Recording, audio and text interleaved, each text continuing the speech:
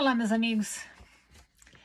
Hoje eu vou entrar direto no assunto do vídeo, porque esse nosso brasileirinho querido, ele se estendeu um pouquinho na história dele.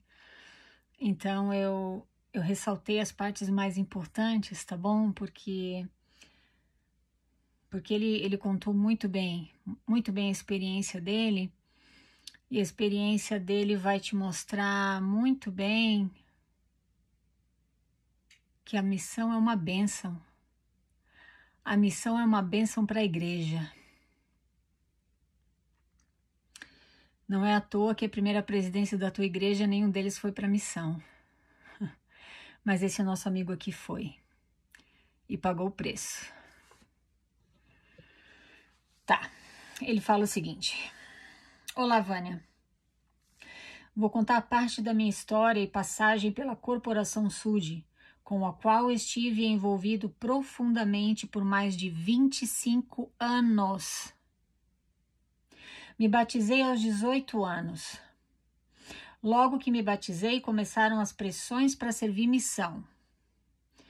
Nunca me senti adequado, pois desde que me entendo por gente, sou bissexual, e isso para a igreja era um problema. A pressão foi tanta que decidi me afastar por um tempo. Continuava indo às reuniões, porém com menos frequência. Ele já tinha falado que não queria ir para a missão, mas a pressão continua. Não adianta, porque a tua vontade não é respeitada, né?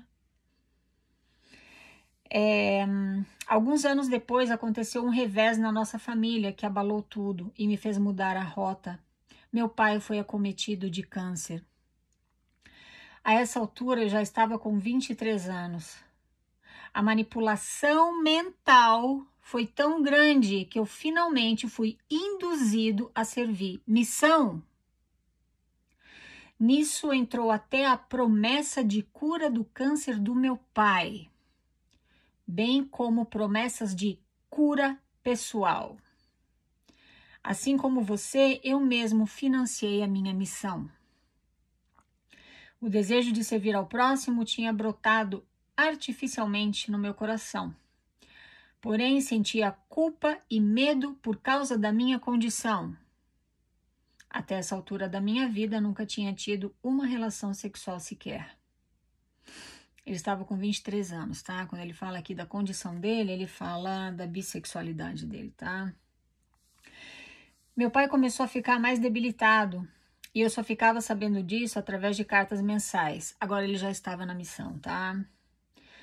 O controle emocional que a empresa Sud fazia era rígido de tal forma a me distanciar do problema pelo qual a minha família estava passando, que fui gradualmente me descolando da realidade.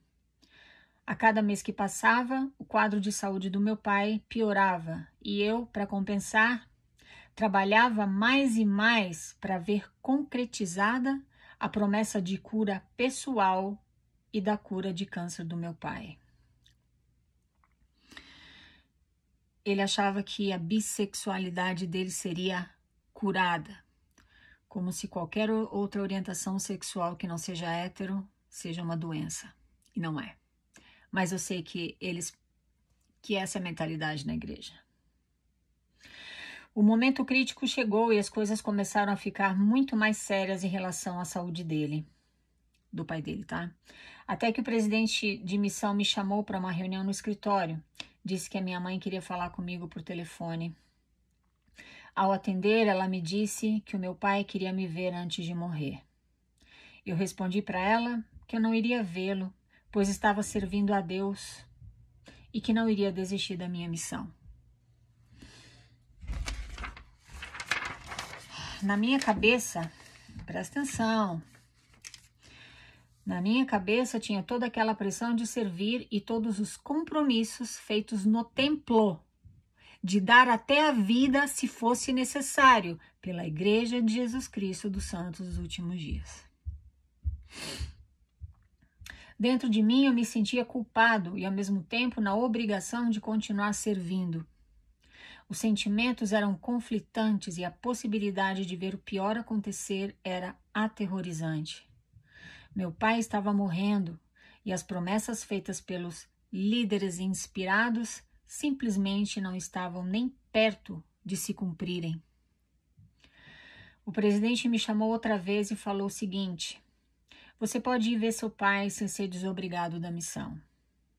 Só um detalhe, a permissão foi dada porque a minha mãe se comprometeu a comprar as passagens de ida e volta. A corporação não desembolsou um centavo sequer. Ele comenta aqui com detalhes que a mãe dele ameaçou processar a igreja, tá? Caso ele não fosse ver o pai dele. Porque ele não queria ser desobrigado. Se você sai da missão antes de terminar, via de regra, você é desobrigado, independente do motivo pelo qual você esteja voltando mais cedo. E ele não queria isso, então a mãe dele ameaçou processar a igreja. O presidente rapidinho falou: não, vou fazer o seguinte, você pode ir lá ver teu pai sem ser desobrigado. Então o presidente falou para ele que ele iria dormir na casa dos missionários da área dele, tá? Passaria uma semana com o pai dele e voltaria para a missão. Chegando em casa, tive a oportunidade de cuidar do meu pai e vi aquele homem enorme, parecendo um bebê de tão frágil. Na quarta-feira daquela semana, ele faleceu. Não te esquece que prometeram a ele que se ele fosse para a missão, o Deus Mormon iria curar o pai dele do câncer. E ele acreditou nessa falsa promessa, tá? Meu sentimento era de um vazio imenso e de uma injustiça enorme, pois se eu tinha feito a minha parte, tal como foi prometido pelos líderes inspirados, por que as promessas não tinham se realizado? Será que eu estava... Olha só que judiação. Será que eu estava sendo punido de alguma forma por causa da minha sexualidade? Por que a igreja tinha respostas para todas as coisas e eu naquele momento só tinha dúvidas? Olha a tortura mental que você passa.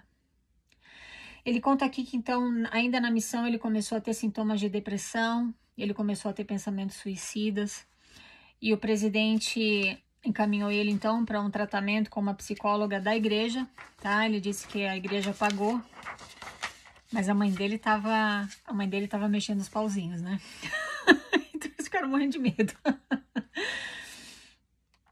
Ai, ao voltar para casa, agora já no final da missão, tá? Ao voltar para casa, mesmo com a confusão mental e ainda a recordação constante das promessas não cumpridas, continuei um membro fervoroso e engajado. Agora a pressão não era mais sobre missão, e sim sobre serviço na igreja e casamento no templo. Aos poucos a realidade da vida se apresentava. Tinha que recuperar 2 anos de atraso na minha faculdade, arrumar um emprego e buscar me desenvolver profissionalmente. Recebi propostas de emprego que trabalhava aos domingos, rejeitava por causa da igreja. Apareciam oportunidades à noite e eu rejeitava, pois os compromissos da igreja durante a semana impediam. Recebi vários chamados e muitas vezes acumulava, pois o que eu via dos líderes era que receberia muitas bênçãos ao servir na igreja. A sobrecarga de trabalho na igreja começou a causar conflito com a faculdade. Olha isso aqui.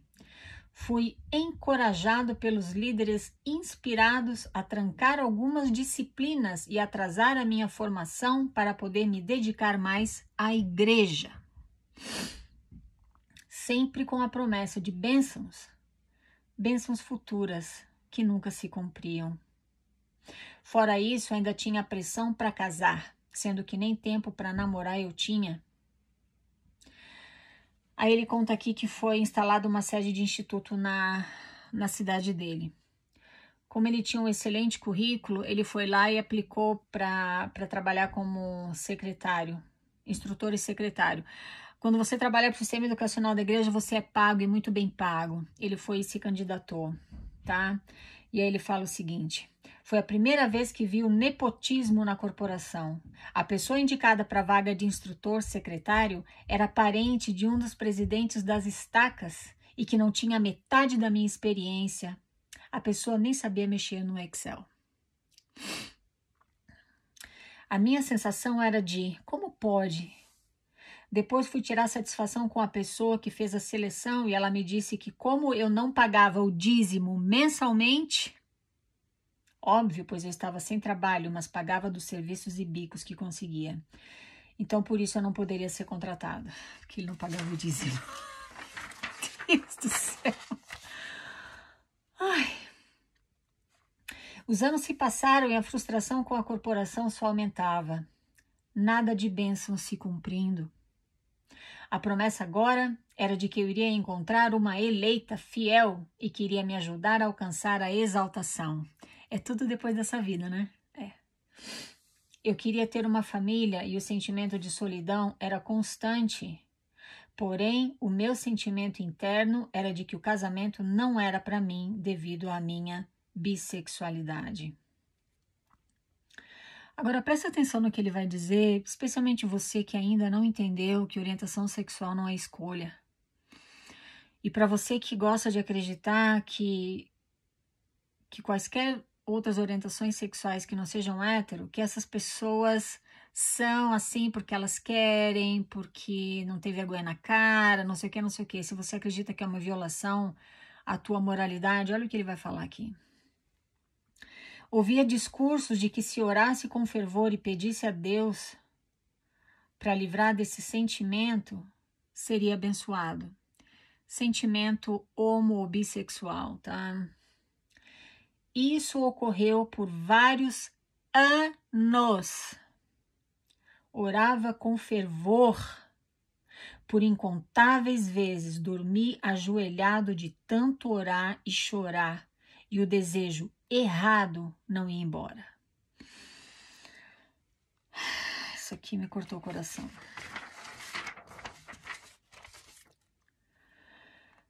Bom, então, ele fala aqui que conheceu uma moça de família Sud, ela também bem fofinha, Sud, tá? Ela diz que eles acabaram se casando, tiveram uma filhinha. De novo, abriu uma vaga para trabalhar no escritório de construção da igreja. E ele disse que a vaga foi dada para um parente de uns 70, autoridade de área, que não tinha nem a metade do currículo dele, tá? E ele disse que o entrevistador falou, ele falou, né, com o entrevistador sobre aquela vaga.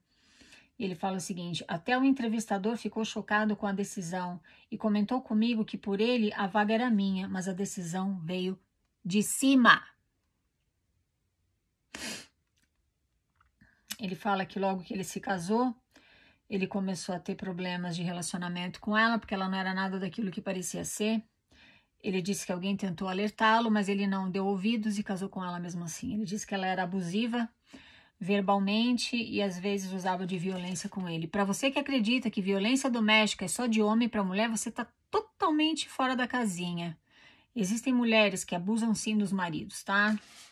E muitas vezes a violência verbal, o abuso verbal e emocional é muito pior do que o físico, tá? Então não te iluda, não se iluda. Tá, e daí ele disse que então chegou uma hora que não deu mais, os dois acabaram se divorciando, ele começou a ter problemas financeiros seríssimos ainda antes de se divorciar. Ele disse que acabou perdendo a casa, perdendo o carro, perdendo emprego, ficou desempregado, foi vender doce na rua. Um ex-missionário, cadê a ajuda da igreja que ele trabalhou por 2 anos, que ele pagou, porque ele disse que ele pagou a missão dele? Cadê a ajuda da igreja agora? Para um ex-missionário que pagou a própria missão, que voltou, visitou o pai que estava morrendo de câncer e voltou para a missão e não estava lá para o funeral do pai dele. Cadê a ajuda da igreja? Tem fé, irmão. Calma. Ai, irmão tá bravo, tá revoltado, mas o irmão tá sem o espírito. É com esse tipo de instituição que você tá lidando, tá?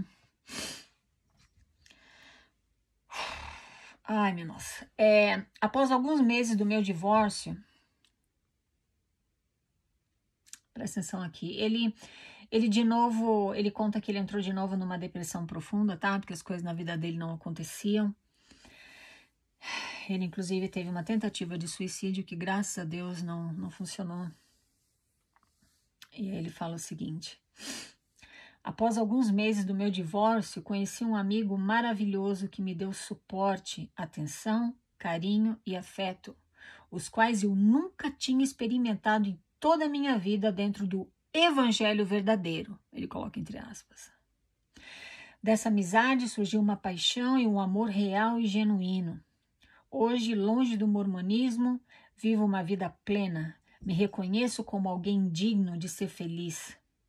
Meu amigo, parceiro, cúmplice, confidente e amante. É exatamente o que eu esperei encontrar em um relacionamento heterossexual.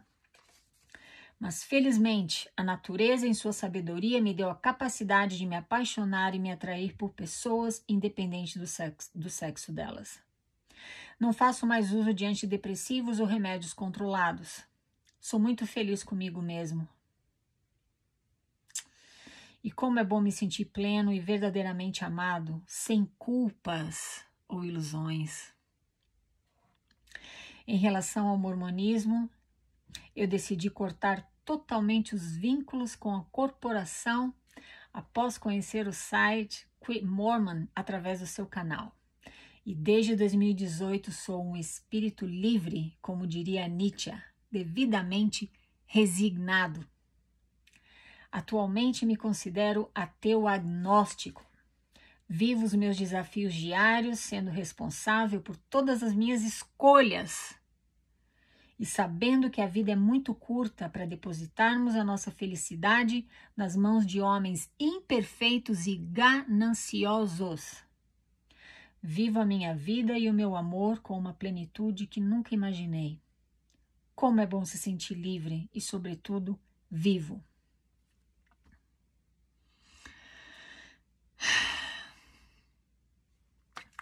Muito obrigada por ter mandado a tua história pra gente. Você falou muito bem aqui das bênçãos da missão, né? Eu fico muito feliz por você ter conseguido sair da caixa, por você ter aberto a gaiola, por você ter aberto as asas e voado bem longe dessa gaiola, por você ter descoberto que você não era um passarinho, que você é uma águia. Eu fico tão feliz por você, porque águias não têm medo, águias não andam em bandos. O voo de uma águia, ele é solitário, mas a águia é o tipo de pássaro que vê as maiores belezas do mundo, coisa que um passarinho ou uma galinha nunca vão ver, porque eles não têm a capacidade de voar que uma águia tem. Você venceu uma pressão, você venceu uma prisão mental que você é digno de aplauso por isso. Porque você conseguiu não só romper com todos aqueles dogmas que você fala aqui, né? Eu não contei no vídeo porque, como eu disse, a história é um pouco longa. Mas você fala aqui que você pesquisou e descobriu sobre a mentira sobre a falsidade do livro de Mormon, você descobriu sobre o Mark Hoffman, você descobriu sobre a Salamandra Letter, né? A carta da salamandra. Você descobriu que Joseph usava uma pedra no chapéu para traduzir o livro de Mormon. Então você descobriu que é tudo uma grande farsa, que você estava vivendo uma farsa. E você não só rompeu com todos aqueles dogmas, com aqueles pactos que você fez no templo, você assumiu a tua sexualidade, você foi ser feliz e você encontrou um amor que você nunca havia encontrado na vida. E você é privilegiado por isso. E você é corajoso. E você é íntegro. Você é o tipo de pessoa que você ou tá aqui ou você tá aqui. Ou você é desse lado ou desse. Você não fica em cima do muro. Fazendo, batendo a cabeça e fingindo que é feliz. Esperando que um dia tudo vai ser melhor na outra vida, num tal de um reino celestial que vai ter só branquinhos e heterossexuais. Você foi buscar a tua felicidade hoje, porque você descobriu que a vida é muito curta para você colocar a tua felicidade na mão de homens imperfeitos e gananciosos, como você muito bem colocou na tua história. E eu te aplaudo por isso, viu? Eu conheci na minha cidade um rapaz que estava servindo missão e o pai dele veio a falecer repentinamente e ele não veio visitar o pai, ele não veio se despedir do pai dele. Ele ficou na missão. Todo mundo na estaca, ai, que coisa bonita, que testemunho poderoso, né? Deus do céu. Pelo menos isso você conseguiu fazer. Porque a tua mãe ameaçou a igreja com processo. Eles se tremeram na base. Ai, pode ir. Vai pra casa, não vai ser desobrigado, depois volta pra missão, tudo bem.